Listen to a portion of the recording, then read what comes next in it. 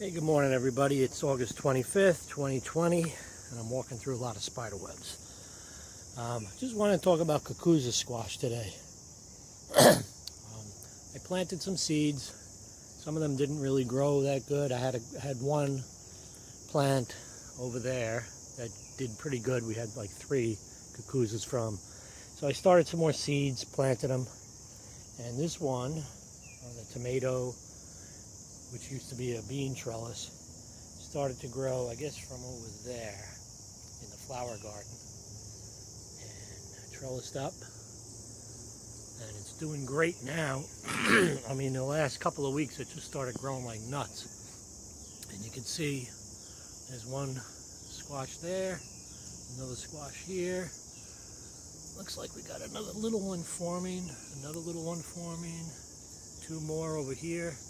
So it's really growing nice. There's another one up there as it's trellising across. It's got these really pretty white flowers. Yeah, it's a really nice squash to grow if you can grow it. Seems like it's fairly easy. I didn't really do much. I'm just training it a little bit.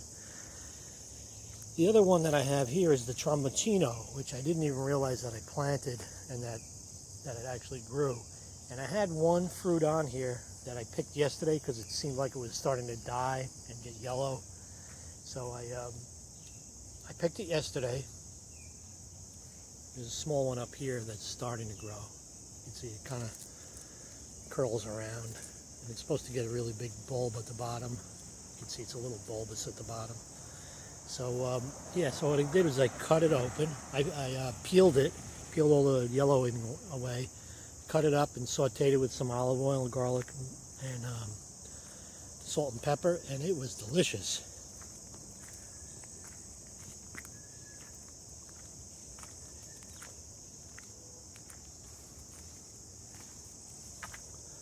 So this is the Cucuzza squash that I originally planted in the grow bag.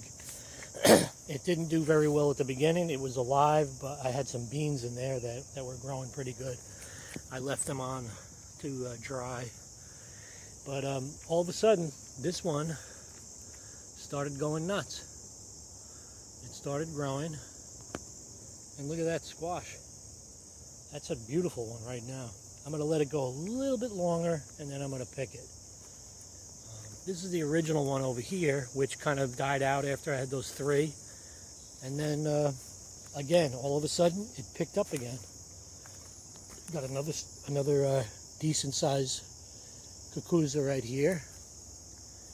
And I believe I saw a few more. Yeah, there's another little one starting.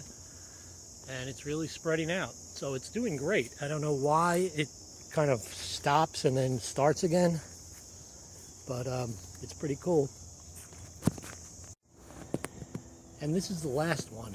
This one I started in my backyard garden next to the beans. I planted in, I don't remember when I planted it. But anyway, the vine started here. Again, I wasn't sure what it was. I thought it was zucchini at first, and I thought it was a pumpkin. And it started coming across here. And it started to go up here. And it turned out it was a Cucuzza squash. So this one's really, I mean, there's one there, there's a little baby there. It's going up the fence. There's another small one down there. I want to try to pull it away from the okra. I don't want the okra to get too shaded. But this guy, I mean, look at this. This is some aggressive vine. There's a couple of small ones up there that hopefully will turn out to be pollinated.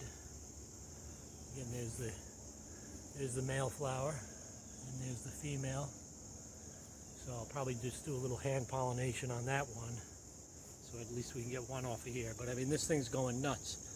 It's going across the fence into my neighbor's yard. So there's probably a couple hanging in the back there.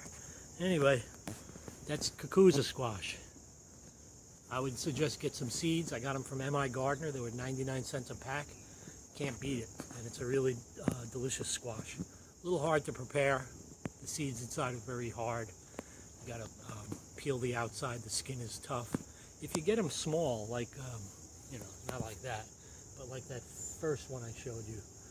Then the seeds are edible, but once it gets a little big, the seeds are really tough and the skin is tough. So you peel it kind of like a pumpkin and then de-seed it. And I have a video on how I cooked it. I'll put a link below. Cucuzza squash. Enjoy.